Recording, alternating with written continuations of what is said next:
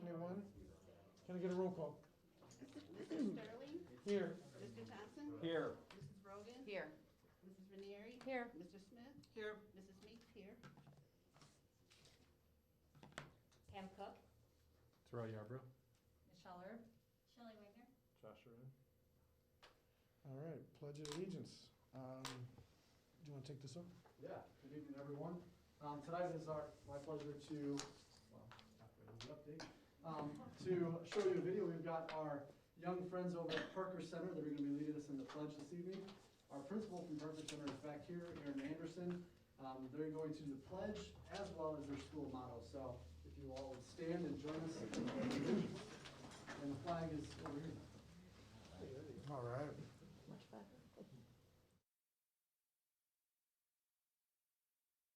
I pledge allegiance to the flag of the United States of America and to the republic for which it stands, one nation, under God, indivisible, with liberty and justice for all. I make Parker Center a better place. I am respectful. I am safe. I am ready to learn. Thank you, everyone.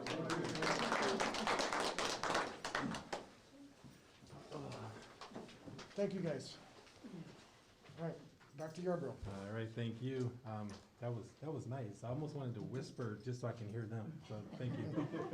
So the mission of the Harlem Consolidated School District as a vital part of the community is to help diverse learners realize their unlimited potential by providing an educational program dedicated to academic excellence and the development of strong character in a safe and respectful learning environment. Thank you. Thank you. Can I get a motion to approve the agenda? Motion. Second. Mr. Thompson? Aye. Mrs. Brogan? Aye. Mrs. Ranieri? Aye. Mr. Smith? Yes. Mrs. Meeks? Aye. Mr. Sterling? Aye. All right, can I get a motion to approve the board minutes, meeting minutes, regular and closed minutes of October 12th, 2021? Motion. Second. Mrs. Brogan?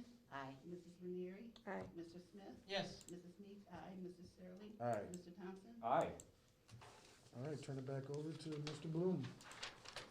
Awards and recognition. Thank you. Yep. Well, I'm excited this evening to introduce two individuals to you. First I have Reese Stovall, one of our high school student athletes, and Coach Brad Sweet. Tonight we have the honor of recognizing Reese for her accomplishment this golf season. She qualified and participated in the state golf tournament, advancing to the final round as well. This was 2 weekends ago, and so we're obviously excited to congratulate her on this accomplishment. And before we do that, before we clap Mr. Smith, I'm going to let Mr. Sweet talk a little bit about the season and all the success that Reese had. Thank you. Hi, this is Reese Stovall. She's been a varsity athlete on our program for 4 years. That is no small accomplishment. And she's been a competitor ever since. She's part of the first sectional team of any boys or girls to make it as a team to the sectional tournament, which is an accomplishment, which in 4 years or so, that group will be up for the Harlem Wall of Fame for sure. So she did that last year. She was part of that. And then this year, in every tournament, did you finish anything less than fourth? No, every tournament she played, nothing less than fourth. I just love telling the story. She played an extra hole this year, more than most other kids. She had to get to the tournament by qualifying in a playoff. And she did it with what I would call poise and just a maturity that a 17-year-old student usually doesn't have. She did it with everybody watching, stressful senior year, last 2 shots. She makes the last shot of the tournament to go to the state tournament. So I could take all of your time and I don't need to, but she is an exceptional student athlete, an exceptional golfer, and a wonderful representation of our district and the community. Oh, good.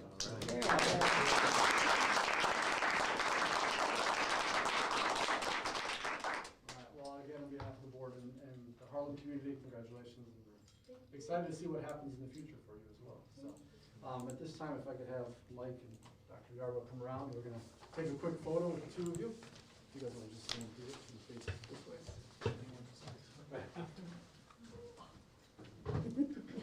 Big old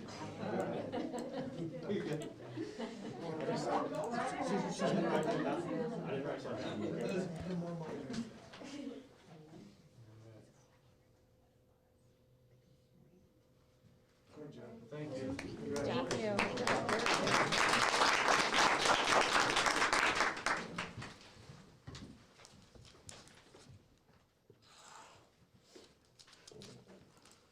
Awesome. That's good. Do we have any comments from the community? I haven't received anything. Okay, no comments from the community. Approval of the bills. All right, thank you very much. Total payables for this period were $836,470.74. There was one payroll this period in the amount of $3,001,005.38 for total expenditures of $3,837,476.12. Split out by fund, the education fund paid $3,154,794.57.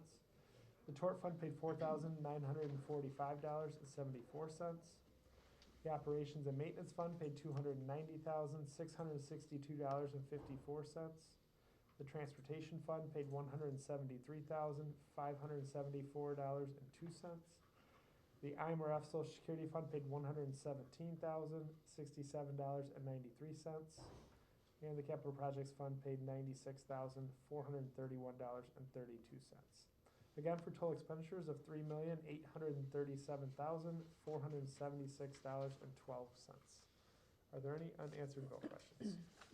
Josh, and I may have asked this question, and if I did, I apologize. What color was the truck, Which truck? the truck that we bought? Oh, it's a white maintenance van. White? Yes. Oh, pretty much all of them are white. That's the standard color, pretty much. What color would you like, Mr. Smith? Orange? Orange struts? I'll see if that's an option. Thank you. Any other questions on those bills? No. All right, can we get a motion for the bills? Motion. Second. Mrs. Ranieri? Aye. Mr. Smith? Yes. Mrs. Meeks? Aye. Mr. Sterling? Aye. Mr. Thompson? Aye. Mrs. Brogan? Aye. So there's a second part of the bills that I'll read through. It's a separate voting item.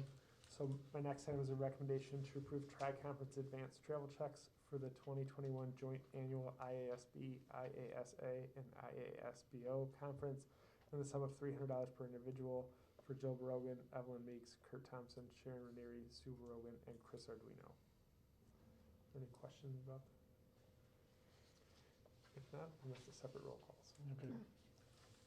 Can you do a roll call for this vote? Yes. Mr. Smith? Yes. Mrs. Meeks? Aye. Mr. Sterling? Aye. Mr. Thompson? Aye. Mrs. Brogan? Aye. Mrs. Ranieri? Aye. Okay, Mrs. Meeks? Aye. Mr. Sterling? Aye. Mr. Thompson? Aye. Mrs. Brogan? Aye. Mrs. Ranieri? Aye. Mr. Smith? Yes. Mrs. Meeks? Aye. Mr. Sterling? Yes. Mr. Thompson? Aye. Mrs. Brogan? Aye. Mrs. Ranieri? Aye. Mr. Smith? Yes. Jill Brogan? Oh, no, she's not here, sorry, my mistake. Okay. Mr. Sterling? We're good. Are we doing all of the, No, yeah, it's all into one. We only have to do it once. Well, how many is It's it? a separate roll call. It means It's that just separate, it's separate off line. of the That's why I bills. looked at you Oh, like this. okay. We're good. Mr. Sterling, You that's are. why I Aye. did this. Like, you want me to read all? No, yeah, sorry. I trust you. Yeah, that's why I looked at him like, huh? My bad. We double made sure we're good. Oh, cause I was like, oh, no, he had more to read. Moving on, sorry. Communications and committee reports. Anybody have anything? Nope, You should. I'm gonna be going into mine. All right, first off, I want to thank Ms. Anderson for coming and presenting the kids. That's amazing, and I'm glad we got to actually look this direction today and hear what we were actually, or see what we're actually hearing. And let's see, Reese Stovall, awesome. The coaches just talk volumes of just the person that she is, and I mean, not even the player, but the student and the person that she is. So speaks volumes to Harlem and our direction. So seeing, I mean, what you said, the playoff to, just to make it, and the people that she beat going down to state and in-state, really good representative of Harlem and student athletes as well. I've got to mention that Harlem football, we're going back to the playoffs. First game this Saturday, coming up. This is gonna be daytime? What time is it? 7 o'clock p.m. 7 o'clock. Ooh, it's gonna be cold. Dress warm. Let's see. Our next regular board meeting will be November 15th, 2021 at 6 p.m.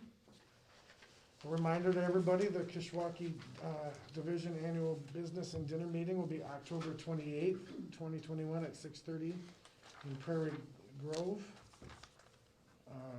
Also, a reminder for the annual IASBO, ISBE, IASA Tri-Conference, November 18th, 19th, and 20th, and the 21st in Chicago, Illinois, which we just voted on for those vouchers, so please be there. Note for Light Up the Parks Parade, Sunday, November 21st, 2021 at 3 p.m. Lineup and parade begins at 4:45.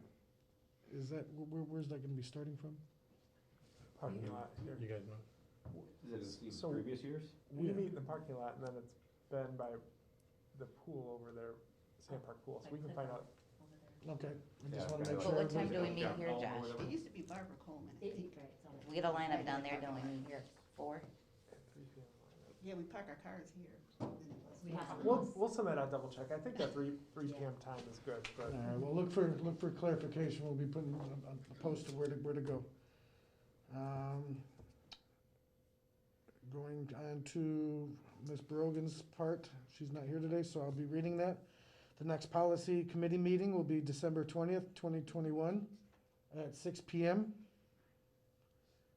And that ends my report. We need to change that date. Did we, I was just talking about the date. Oh. She wants me to check the date on that. all right. Okay, Ms. Meeks? Okay, good evening, everyone. Thanks for coming out on this day of being cold. I want to thank Parker Center on a wonderful job, and thank Ms. Anderson for doing a wonderful, amazing job. I love seeing the little kids doing the Pledge of Allegiance. It just brings joy to my heart. Also, I want to say congratulations to Reese Stovall. Wow, 4 years, amazing. Thank you. I just want to congratulate you on your great accomplishments and wishing you continued success as you start your new journey when you go off to school, and good luck downstate. 2 weeks ago, I attended the ramp luncheon, and it was inspirational on writing your own story, owning your mental health, and the speaker was Zach Haney, and he graduated from Boylan High School, and he talked about his journey of mental health issues, and I think he really spoke on a lot of good issues, and he will definitely be a great help for the younger generation that do have issues and don't know how to try to cope with them, but he did an excellent presentation on that. Let me see. Also, this weekend, the playoffs, it's gonna be at Auburn, right? I mean Harlem, whoops, slip up. I'm a graduate of Auburn, so I have both of them right here. But my heart is in Harlem. And then also, we need to discuss the equity meeting, because that's the day that we're in Chicago at the Tri-Conference. It was scheduled for November the 18th, and we need to reschedule it. We'll work on it. Now, or Yeah, we'll work on it. you'll work on it? Yeah, we got you. Okay, let me see. Do I have anything else? I think that's all I have to record. Thanks again, everybody, and sorry for the blooper.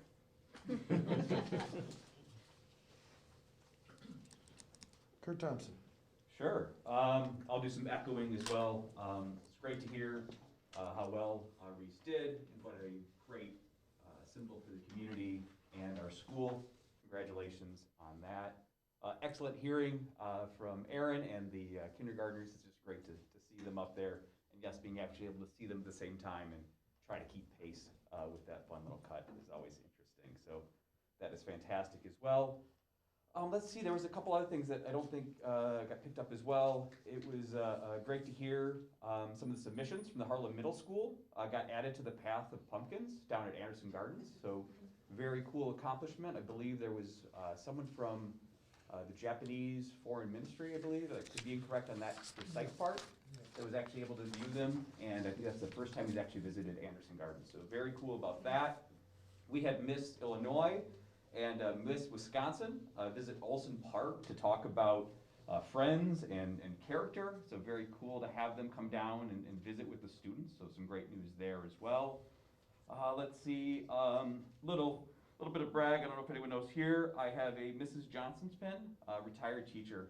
Someone my age may remember, and she's been making pins for years and continues to do so, and continues to spread them to students about there. So I got a chance to wear one for a little bit before it goes to a student. So I just wanted to call that out and see if anyone else remembered some of those fantastic pins that Mrs. Johnson has done. That being said, official stuff, I have two things today. I have the recommendation to approve policy update recommendations from Policy Committee of October 18th, 2021 for first reading. And additionally, the next Business Service Committee meeting will be November 10th, 2021 at 6 p.m. They're blast, come, bring your friends, it'll be great. Josh is excellent. And that concludes my report. Thank you. Mr. Smith. Thank you, Ms. Anderson, for the wonderful Pledge of Allegiance by your students. And my guess is that every one of those kids that was on that video will be standing here in front of us just like Reese Stovall was. They'll go do great things. So, and it's very nice to see the accomplishments of the Harlem alumni, Harlem students and Harlem alumni, so thank you very much. The next Education Committee meeting will be December 7th, 2021 at 6 o'clock p.m. Thank you so much to Ms. Meeks and Ms. Barogan for visiting. I hope that you enjoyed yourselves. It was a wonderful meeting, and we're going to hear more about it in just a little bit. I can't wait to hear Dr. Herb's presentation. Thank you.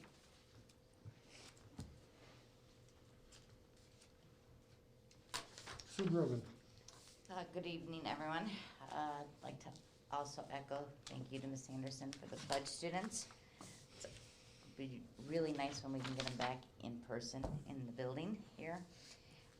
We like those, but in person is still a little more exciting. Congratulations again to Reese. Congratulations to the golf coaching staff. 4 years is a great accomplishment for her to be on the varsity team, and did such a wonderful job. I believe, Brad, didn't you say that she made 25th out of the state? No, she made 45th out of the state. 45th out of the state. But that's after they cut the field from 120 to 80. So she made it to that bit. That's an accomplishment to make it to the second bit. Right. Sorry. Right. Nope, absolutely. I'm sorry, Brad, didn't you say the first one, it was 25th, and then the second one was 45? Carson Rossich, goodness, I don't know how many years ago it was 25th, and Brighton Young 3 years ago was 18th in the state. So hopefully it's starting something, we'll keep it going. There we go. There we go. Great job to her and the coaching staff and the whole team, actually. Great job to the Harlem football team. Can't wait to freeze Saturday night.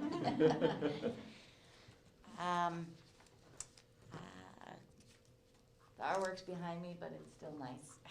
I think that's all I have. Thank you. Thank you, Sue. Sharon Renee. Great job. The kids did a great job. Adorable. Love seeing the little ones. And they actually speak very well. I like that. I mean, for little ones, better than I do. I don't even like talking, so. Congratulations. Great accomplishment to Reese, and that great job. And I also attended the ramp luncheon.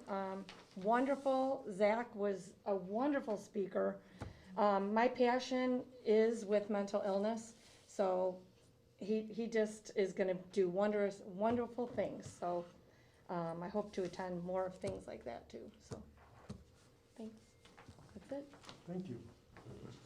administrative reports. Dr. Mshawar. Thank you. I have two items this evening. The first one is an overnight travel for the boys basketball team. They will be leaving on December 27th and returning on the 30th. They will be at ISU in Normal at the State Farm Classic basketball tournament. Any questions on that? Nope. So my second item is a recap from the Education Committee meeting. Just as an FYI, it was over 2 hours. We covered a whole lot, and I promise you I will not do a 2-hour presentation here for all of you. But I point out that it was 2 hours just to kind of let you know how much we are really doing in each of our buildings to try to meet the needs of our students. And it's great to have the administrators have the opportunity to talk about their building specifically, because although we do a lot of things that are the same, there are some buildings that do things a little bit different here and there. So tonight as we present, we're presenting as what are most common threads. Also, a couple of meetings ago at Education Committee meeting for the board members here, I was asked for an explanation of the acronyms, because sometimes, even though I try not to, I do end up using some of those acronyms. So if we notice that there's any additional ones that I missed, because I did miss a couple the last time that were noted, and so I had updated those. So we'll keep them updated and try to keep you current with some of those acronyms. But before you know it, you'll be seeing them with me.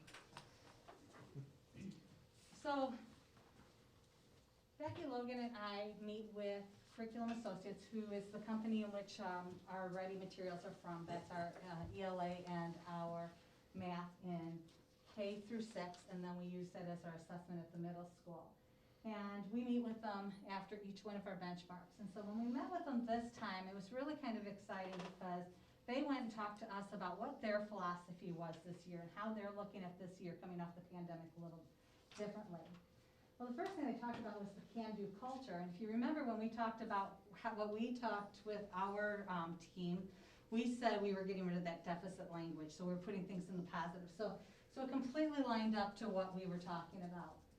Then they talked about scaffolding and support for grade level success. Well, that's where we talked about really doing those pre-assessments, finding out what our students needed, and those TSS who were going to help scaffold and our teacher scaffolding the information. Well, they went through all of these different things, which are up there, including the bring the families into the work, which we talked about in their plans. We need to have a communication plan. How are we going to let our families know? The things that they were coming up with was completely aligned to the work that we had done prior to the school year starting with our administrators and their instructional leaders from their buildings. So we felt pretty good about the direction we were heading. Then they talked about some questions that we should be thinking about. Each one of these questions were the things that we had talked about in the summer.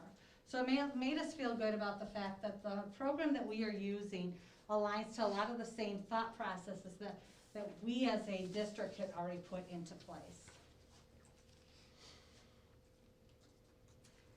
So the next thing we're going to take a peek here at is how does our K-8 data compare nationally, because this was something that they were able to share with us.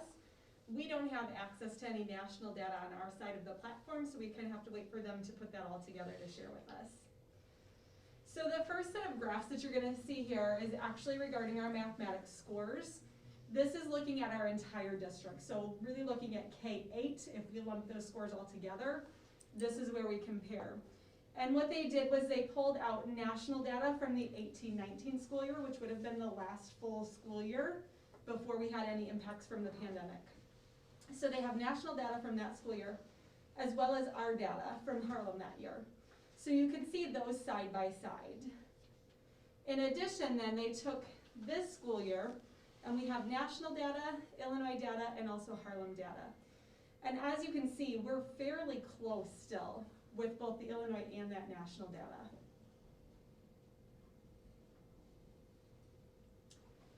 So just taking it from the other direction now for reading, same thing, those first two columns are for the national data and then Harlem's data from the 18-19 school year. And then you can see the national, Illinois, and Harlem data in the last three columns there. Again, very similar trends.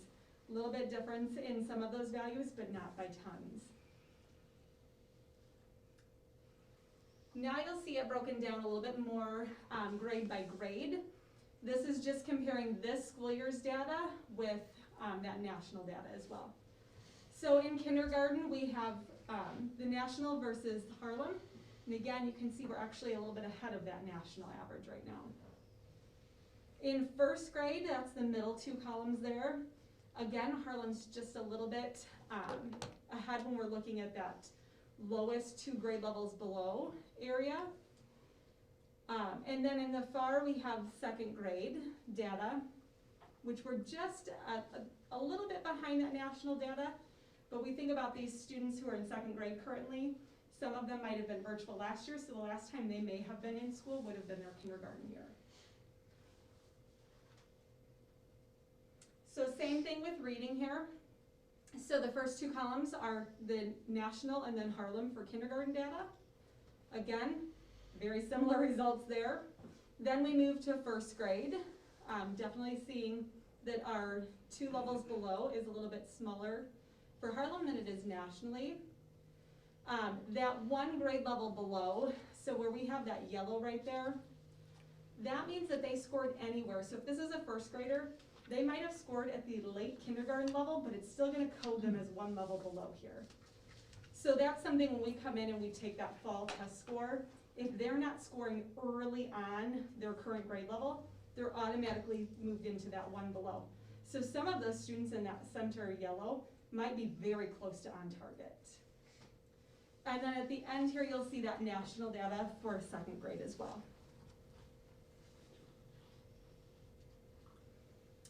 Next up, we'll have 3rd, 4th, and 5th grade. This first one is for math. So the first 2 columns you will see 3rd grade. The middle 2 columns are 4th grade, and the last 2 are 5th grade. Again, we're seeing very similar results to national, a couple changes here and there.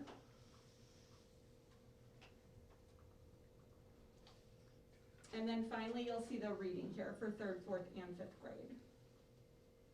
So again, seeing very similar trends nationally. Now, once we hit 6th through 8th grade, I just want to point out that for a math comparison, 6th grade was the one that we were really bragging about the fact we had made a lot of progress last year when they were 5th graders. So you can see that that transferred over well, and we are above the national average there.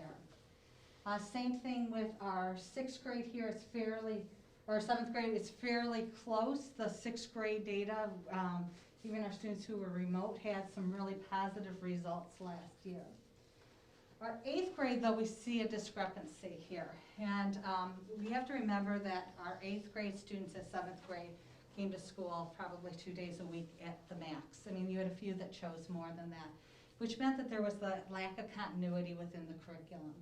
The other thing is that we know that there's been an opportunity within math, and the middle school is actually piloting 2 different math programs to see if we can find something that could assist with common language, etc., and work on this. But that is an opportunity for growth for us, and that's some stuff that they have been working on since the beginning of the year.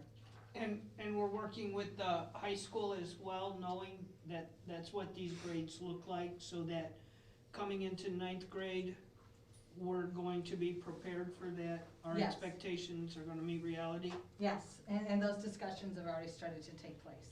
Yes, thank you, Mr. Smith. Within reading, our reading is very consistent to kind of what we saw in our previous grades with the 6th and 7th and even our 8th grade year. But we saw, I mean, across the board, because kids naturally will go and read a book more often than go and sit down and do anything mathematically.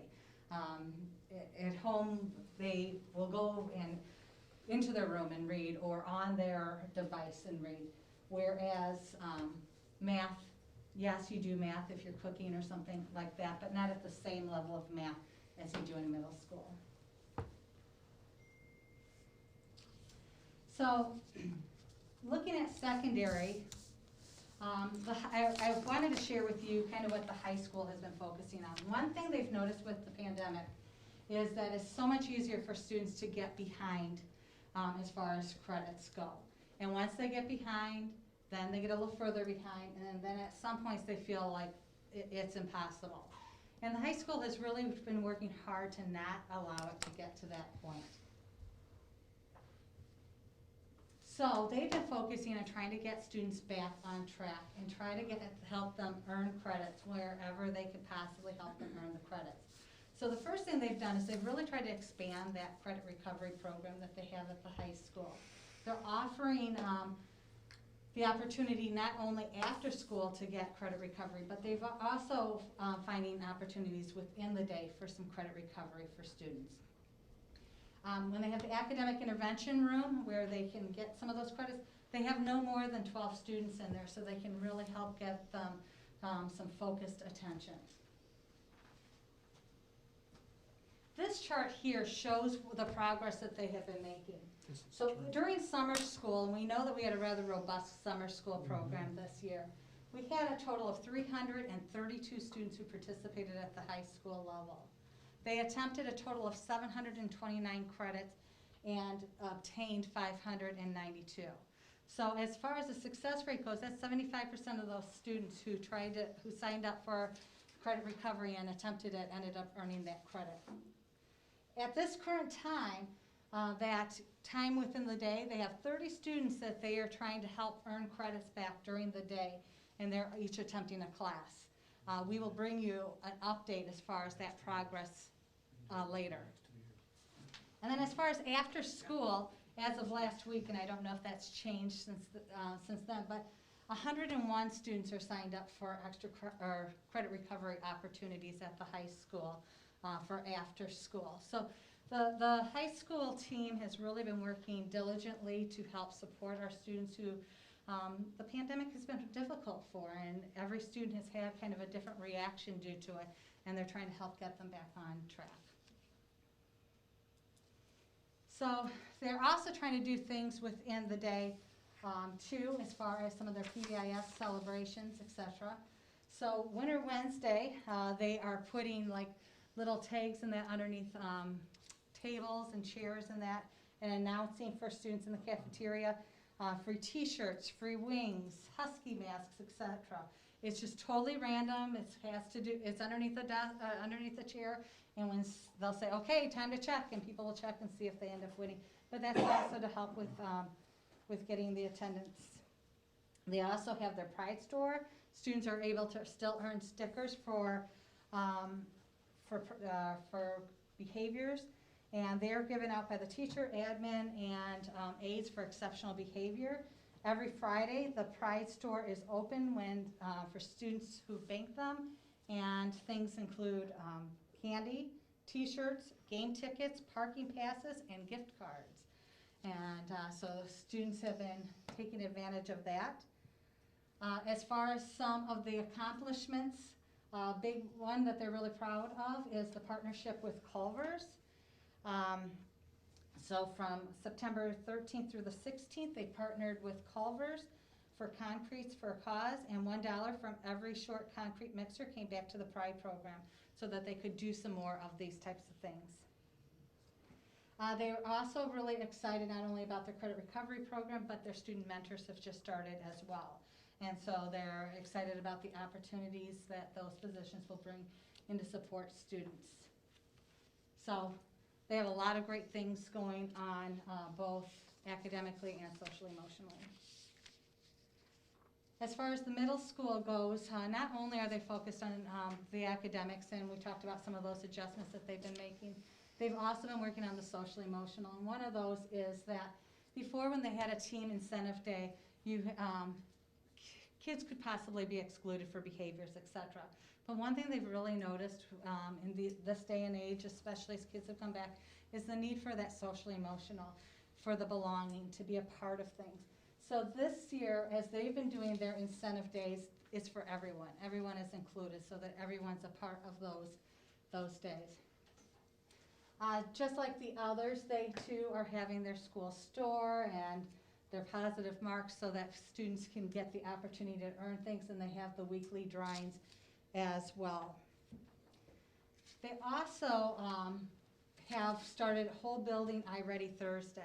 And so instead of looking at iReady as being the responsibility of the ELA teacher or being the math teacher's responsibility, they have been alternating between ELA and math. And on Thursdays, maybe this week it's social studies, so all the social studies teachers take the 20 minutes out of a day to focus on allowing the students to work on those skills. And maybe the next week it's science, but it's alternating, so to work on some collective efficacy, that these are all our students and it's all of our responsibility to improve both math and reading. They also have been focusing on their attendance, and they were really pretty excited to see, even in the time where students have been quarantined, students are coming to school. Like in the 1920 school year, they had 32% of the students miss 3 or more days. And when we looked at this year, it's 34%. So thinking about the fact that students have been quarantined, et cetera, attendance-wise, they feel like they've been doing some things their students are feeling belong to the school and are attending on a fairly regular basis based off of the fact that we know that some students have had to be quarantined. They too have had their student mentors start. They're really excited about utilizing them, and they've been using their check-in, check-out process to check in with students, and really a student who might need to have someone check in, how's the day going, and again at the end see how what has worked and what hasn't worked, as well as their SAIG groups, so working on some academic opportunities for students too within the MTSS framework. So we'll talk a little bit about elementary and what they're currently doing. Like the middle school and the high school, their staff at every level is working incredibly hard. When we talked about PBIS, as the building shared out, a lot of common threads appeared, that there's a true focus on that recognition of the positive praise. So whether that's phone calls home, postcards, just general recognition so that our students are noticed and appreciated for all of the things that they're doing. They're also doing school stores and raffles in most buildings as well. We also have a lot of staff shout-outs going on right now. So not only recognizing students, but recognizing our teachers and our faculty and our staff for all the great things that they're contributing to that school community as well. In addition, most of our classrooms have some sort of class-wide incentive or individual incentives that go along with their PBIS celebrations as well. In the middle section, you'll see accomplishments. We have a lot to be proud of at the elementary level. So we do have our targeted support specialists this year. That is their first year that we've had that position. Most of them are working in math. We do have some that may teeter into those ELA groups, but they're polling small groups of students based on the current unit of study. So they're looking at that data to determine who really might need some extra scaffolding so that they can be successful in the current unit of study that's going on in the classroom.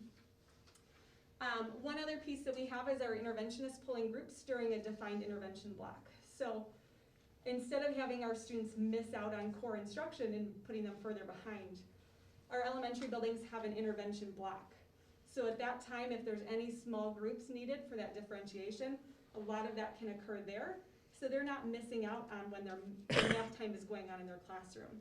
So we have our literacy specialists who are pulling groups. We have a math interventionist at 2 of our buildings.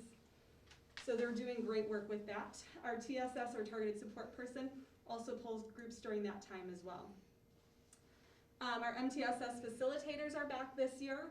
So they're working through that MTSS process, really noticing who needs those extra push towards enrichment, or maybe who needs some additional intervention to make sure that they're successful. And many of our buildings also talked about using their support staff, such as CFs, to pull groups and work with groups of students within their classroom as well. We do have a continued focus on the SEL lessons and strategies throughout every building, so utilizing those second step lessons. Very similarly for attendance, they're continuing to have close contact with any families, working through any issues that there might be coming up, working with that truancy officer as necessary, and meeting with the social workers to discuss situations that might arise. On top of that, most of our buildings spoke to the fact that they have some sort of embedded professional development cycles going on in their building. So whether that's called an A-day planning, or just kind of a cycle where they're meeting continuously with those professional development specialists, whether it's once a month, every other month, or every other week. So we're continuing those focus on acceleration strategies when we meet with teams of teachers, but they're able to bounce ideas off of each other as well. So now moving into access. Well, access cover encompasses, it's an assessment that encompasses our students, thank you, in kindergarten through 12th grade. So, if you take a look, it's a very long name, so I'll go ahead and read it for you. It's assessing comprehension and communication in English, state to state, for English learners. So Illinois is not the only state that utilizes that assessment in order to evaluate our students' English language proficiency in language of math, language arts, social studies, and science. So our students, our multilingual learners, our English learners, are identified based on what is submitted or completed on the home language survey. And there are 2 questions on there. One of them is, does anyone in the home speak another language other than English? And does the student speak another language other than English? And if any of those 2 questions, the answer is a yes, then we are mandated by the state to screen our students, screen their English proficiency, like I said, in all the contents in 4 different domains: listening, speaking, reading, and writing.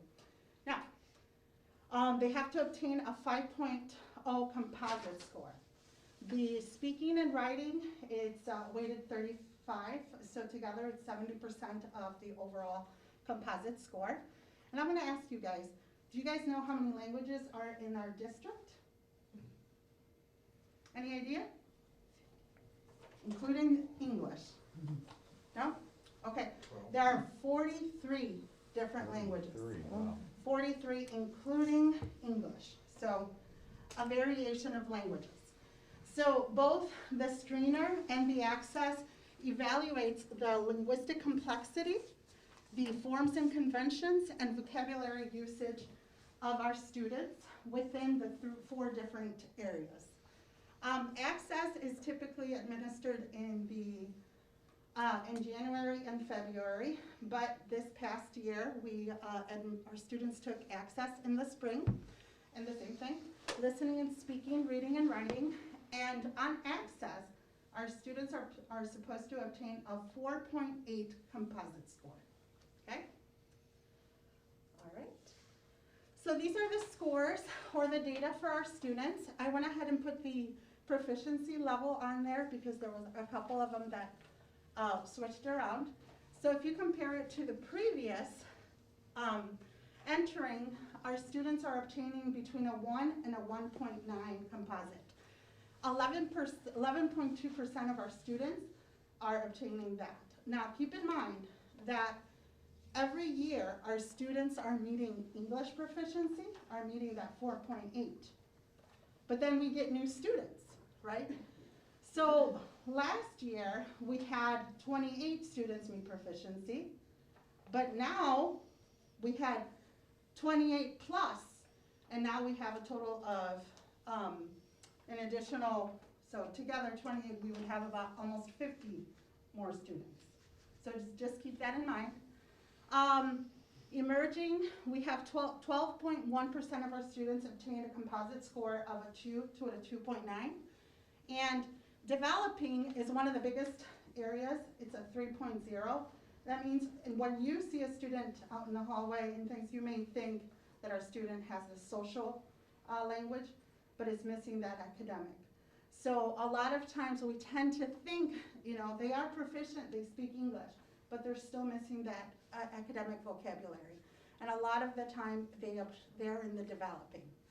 From there, they move on to the expanding, and it's a 4 to a 4.7. 21.4% of our multilingual learners, English learners, have obtained that.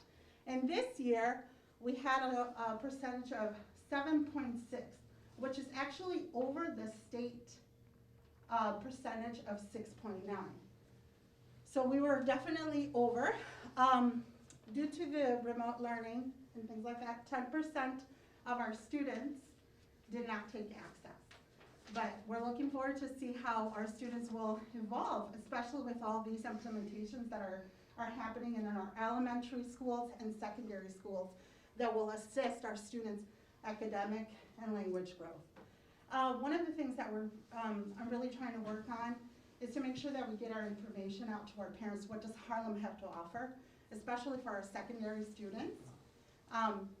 It's making our parents aware of the pathways that we have, the different programs that assist our students, such as the after school or the credit recovery during the school day, just to make sure that we are providing the support that they need and also that they are aware. Because if you think about it, education system in the U.S. tends to be very different than other countries, so we need to make sure that they have that knowledge and that information. So, all right, any questions? Yes, I forgot to ask this last week. Are you going to test again then in January or February? Yes, our test date has not been given yet because the state did realize that there's a huge difference of when our students test in January, because that has been the practice since I remember in January. And this was the first year that we tested in the spring. And there was a huge difference of proficiency increase, which makes sense because our students have an actual full year of instruction, right? So, and the data itself is a clear representation of where our student is at versus almost a whole year behind if they were to take it in January. We have not been given guidance as far as that goes, but I'm looking forward to seeing the growth that our students will make for the upcoming school year. And you may have said it, but can you just tell them how long students take the access? Because it's not all the way through 12th grade. So our students who are considered multilingual learners, they take the access, depends when they're at, kindergarten through 12th grade. But according to the state, our students are supposed to meet proficiency within 5 years, okay? But research shows that it takes 7 to 9 years to meet proficiency. So it all depends on the exposure, on the supports and everything. So there's a lot of factors that go into place. So. And if a family refuses services? So we have, previously we've had parents refuse services. That means parents can refuse the ESL, which is English as a second language support, or bilingual services. It's the right as a parent to refuse it, right? But even though they refuse, our students have to still take access. Our student takes access until the time they meet that proficiency. So even if they're beyond the 5 years, even if the parent has refused, they still have to take access. So, okay? Thank you. Any other questions? I see the 4.8 where they're meeting proficiency is at 7.6. Yes, so 4.8, it can be 4.8 up to 6. It's Correct. a 6 scale. So 7.6% of our students who took access, remember 10% of our total MLs did not take it, Correct. met proficiency. But the state average was a 6.9. Correct. So even then we were above, even though we didn't have 10% of our students take the access. Where would you, and I mean, a perfect world you'd like to see 100%, but where would you like to see that number at? Okay, so we have to think about this differently because ultimately, yes, you want students, you want every year, you want to see students meet proficiency. But keep in mind, previous year we had 28 students, which was about 12%. We gained those 12% students plus more. So every year there's an increase of students. So what you want to see is a good percentage here meeting proficiency and students moving from one category to the next. You want to see that growth. Correct. Yeah. No, that's what I was just wondering, if you had to target in mind. Ideally, it would be phenomenal to see, I'm thinking, to see a lot of our students meeting at least 15%, but I'm very ambitious. But that's why we ask. Yes, I'm very ambitious, but at the same time, one thing to point out is that we are seeing an increase of newcomers. Newcomers are students who are new to the education system in the United States. And I have seen that trend since starting here. And that's why we needed to start a newcomers program at the high school, because of that, because we've seen that increase. So when new students come to our district, we need to see that growth. And honestly, I've seen that. Even just last week, I was in a classroom where 2 years ago, this student was new to the state. He didn't even know how to answer, what's your name, or how are you? And now he was actually having a conversation with his peers. Now we're thinking, okay, well, that's social. Exactly, but that's what's going to help him build that language academically, because now he'll be able to communicate with other students. So, Thank you. thank you. Is it possible to have some of those metrics kind of going forward, where they're new to kind of existing? Because that would help show some of the overall growth and some of the challenges that you face. Like, this is great, but I think there's a lot buried in this that could be brought out to like hone in on these items further. Definitely. So, like, I actually keep a longitudinal data. Sounds like you do. Yes, I keep my longitudinal data because I want to see that the student is making progress. So this is me giving you the overall view, but I hone in of longitudinal data per school and then per program, because we need to see what program is working more than others, okay? And what I mean by program is the services that we're providing to the student. And then looking at the comparisons of the students that are receiving services versus the students that are parent refusal. Yeah. Okay, that's the other thing. And then longitudinal data, seeing the progression, is the student making growth per year. So let's say a student's first access score is a 2.8, let's just say that. But in order for them to be proficiency, it's a 4.8. So what I do is subtract this from here, so it's 3, and then I divide it by 5, because we want them to meet proficiency in 5 years. So that's the amount of growth that the student needs to make every year. And if they make that growth every year, we're on track for proficiency. Now, there are students that surpass that yearly growth. So then their growth is adjusted. Perfect, yeah, we are getting the cliff notes to a far unabridged novel that you have. That's what I wanted to hear, thank you. Definitely.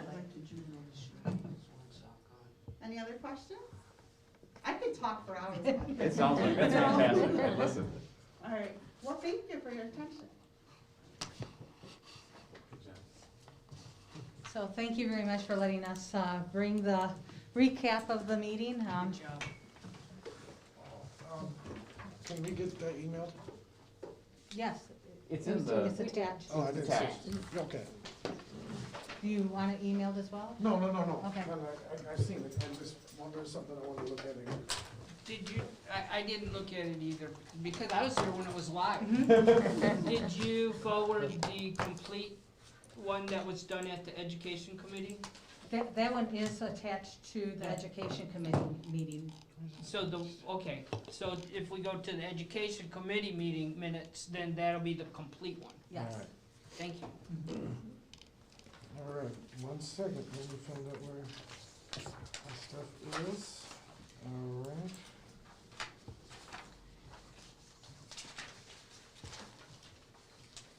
All right, Josh Rand. All right, thank you. I first have a housekeeping note on the parade. Jason sent me the details. Meet here at 3. We have to be there by 3:30 for lineup. Parade leaves at 4:45. Okay, All right. thank you. So my first actual agenda item is a recommendation to approve a resolution declaring surplus property at the Harlem District Office. That's the only location tonight. My next item is a recommendation to approve facility requests at the high school for the Dvorak tournament and Husky baseball practices on Sundays over the winter. Any questions on that? All right, next is a recommendation for a 2-year extension. It says Centerpoint Energy, they got bought out at Cemetery Energy, and for approval for my position to lock natural gas for 2 years. I put pricing there at your place. A 1-year lock from November to October is 61.5 cents, and a 2-year lock is 55.7 cents. So it's about 10.4% cheaper to do a 2-year lock. We know that energy over this upcoming winter is going to be high, and I believe that will extend into next year. So we can also, at any point, whether we do a 1 or a 2, at any point, if the futures contracts come down, we'll lock them at that point as we go from a natural gas standpoint. But unfortunately, as we know, energy in general is high. So what the lock does is it prevents, if anything, like what happened in Texas, where rates just went up 10 times overnight. It'll protect us in that kind of situation.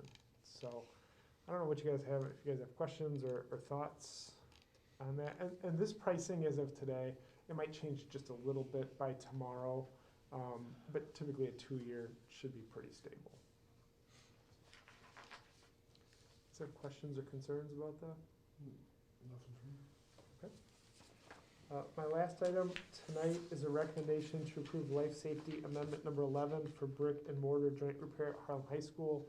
If you remember last month, the board approved the school maintenance project grant for the brick repair. For me to claim it as life safety, the architects had to have it entered, so they've entered it. The next step is the board approval, and then I'll send it to the ROE and we can keep it moving, so when the grant people look at it, it's in the system that way. So it's just kind of a formality to make sure it's a life safety project. So, any questions on that? That is my report tonight. Thank you. Dr. Shelley Wagner. Good evening. I have a recommendation to approve the personnel agenda and addendum this evening. We have 16 total employments, 8 transfers, 1 request for the Federation Bank for 7.73 days. We also have 1 new position to bring forward for approval tonight. That is an additional position for special education teacher at Parker Center. This is due to the increase in students qualifying under IDEA and also enrollment in kindergarten special education. For informational purposes only, we have 8 resignations. And that ends my recommendation and report. Thank you.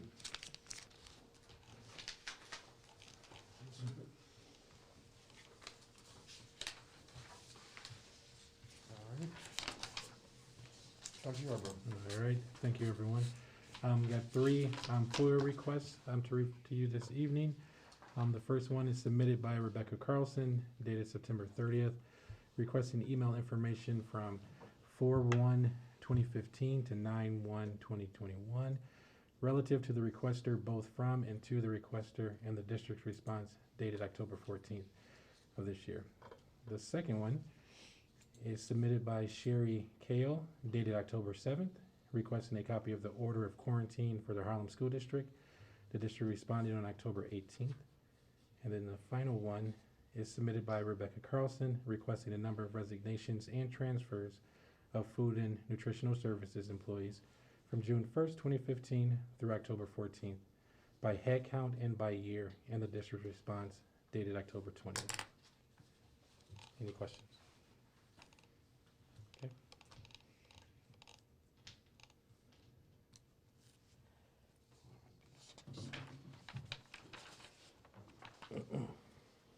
Okay. Moving on to the consent agenda. 12A, approval of personal agenda and addendum. Can I get a motion? Second. Mr. Sterling? Aye. Mr. Thompson? Aye. Mrs. Rogan? Aye. Mrs. Ranieri? Aye. Mr. Smith? Yes. Mrs. Meeks? Aye. All right, 12B, approval of student travel requests. Motion. Second. Mr. Thompson? Aye. Mrs. Rogan? Aye. Mrs. Ranieri? Aye. Mr. Smith? Yes. Mrs. Meeks? Aye. Mr. Sterling? Aye. 13A, approve policy update recommendations from October 18th, 2021 Policy Committee for first reading. Motion. Second.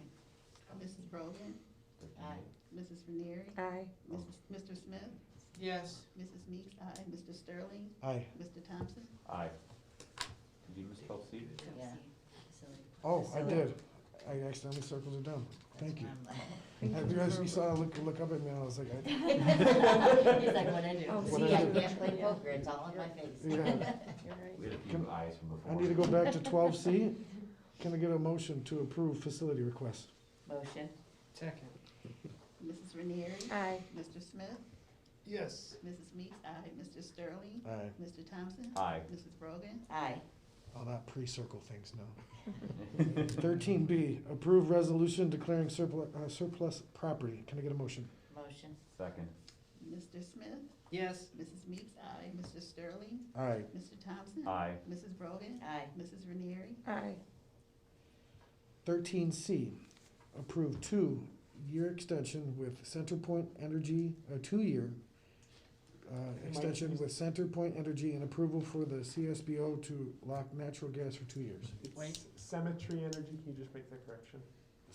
Cemetery. Yeah, S-E. Perfect. Yeah, they got bought out. Sound that sorry. way. Center point and symmetry is a S-Y-M-M. definition of symmetry. P-R-Y. Thank you. It's the single page. Symmetry, okay. Thank you. Approve a 2-year extension with Symmetry Energy and approval for the CSBO to lock natural gas for 2 years. Motion. Second. Mrs. Meeks, aye. Mr. Sterling? Aye. Mr. Thompson? Aye. Mrs. Brogan? Aye. Mrs. Ranieri? Aye. Mr. Smith? Yes. I feel like Ron Burgundy, I'll just read it.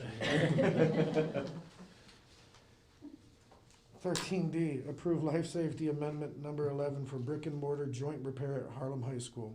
Can I get a motion? Motion. Second. Mrs. Meeks, aye. Mr. Sterling? Aye. Mr. Thompson? Aye. Mrs. Brogan? Aye. Mrs. Ranieri? Aye. Mr. Smith? Yes. Any announcements and discussion? Okay, you want me to go first? Go ahead. All right, the one I have is, November 15th, at November 15th school board meeting, we will be celebrating, our school board members. So we got some special things planned, for you all.